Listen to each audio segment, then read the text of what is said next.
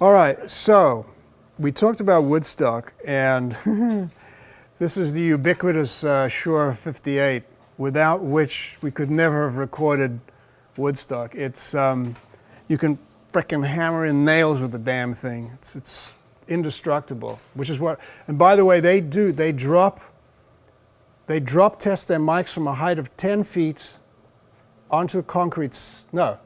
10 feet onto concrete 6 times, and the mic has to work perfectly after that. Because these guys, during World War II, they were making mil-spec mics, and so that's got the mentality of the shit being indestructible. Great mic. I could never have recorded Woodstock without it. And as I said, a wonderful backup vocal mic in the studio. That's that guy. And then its cousin, the equally ubiquitous 57, the go-to mic for snare, the go-to mic for amps. It's just, how can you do a session without a 57? You got to have a 57. I use them. I mean, you literally could do a whole session just with 57s if you were smart. But I'm not smart, so but it's great. I love it. Very cardioid. It's a dynamic mic. Once again, it's totally indestructible. Shure came up with a pretty neat idea a few years back. I helped them develop some other microphones, this microphone included. This is the KSM 144. But what they were trying to do was to come up with something that would take the impact of a bass drum and low frequency stuff like a bass amp. And they came up with this very robust dynamic microphone called the Beta 52.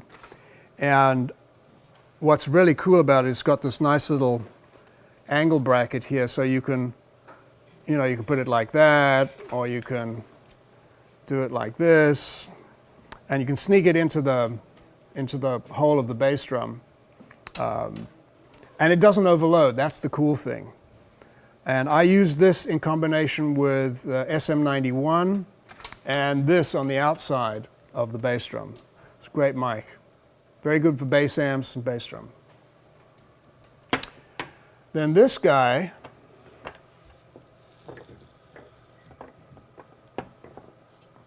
this is a very nice microphone that I'll just take apart here.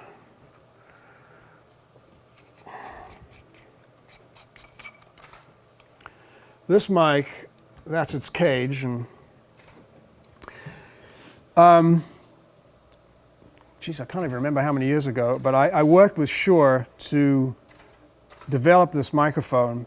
First of all, it was called the KSM 32. This is the KSM 44. The KSM 32 is the slightly junior version of this, double capsule. The 32 is fixed, it's cardioid. Whereas the 44, we wanted to expand the top end and expand the bottom end, and also give it the ability to switch between omni, cardioid, and figure of 8. And the back of it, it has 3 roll-off positions. You've got flat position, slightly less roll-off, and even more roll-off on the bottom end. And then there's, of course, there's a 10 dB. Now I have to put my glasses on. Oh, it's a 15 dB. Yeah, there's a 15 dB pad on the back of the mic. It's relatively inexpensive. It's around about $600-700 in the store. I've used them for years. I use them on overheads, use them on vocals. It's a great vocal mic. Room mics. Kicks ass. And actually, this KSM 32 I actually use on bass guitar. It's got a really nice, very practical, very well made, constructed cage, which is an isolator so that you don't get low frequency rumble. It's a really well made piece. I'm very proud of my association with these guys. They really get it, Shure does. Now, this is the U87A, And this guy here is the new edition. This is, I think, the reissue. It's a TLM 67, which is, I was mentioning to you guys before about a 67. If this were an actual tube mic, it would be worth probably 10 grand, something like that. But it's nice that Neumann is coming out with this edition, which is a throwback to the early 67. I've yet to use this in the studio. This I know very well. This is my my standard great overall do anything mic. Horns, trumpets, strings, overhead mics, vocals. It's a great mic, the 67. But this is apparently their attempt to make this, the TLM 67, sound like the old vintage tube 67. I'd be very curious to see how this sounds. But Neumann makes, I've used Neumann's for gazillions of years, and I love their product. Now this creature, we were talking about expensive vocal mics. This is Sound Deluxe. It's their version of a classic tube mic called the Telefunken 251. If this were a Telefunken 251, it would be $20,000 plus. An amazing vocal mic. We used them in the early 60s. In fact, I have some pictures of Sammy Davis singing into this one in 63.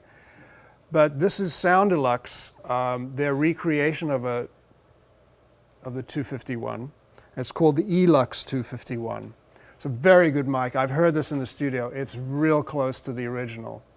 But it's made with modern technology. It's a large diameter capsule.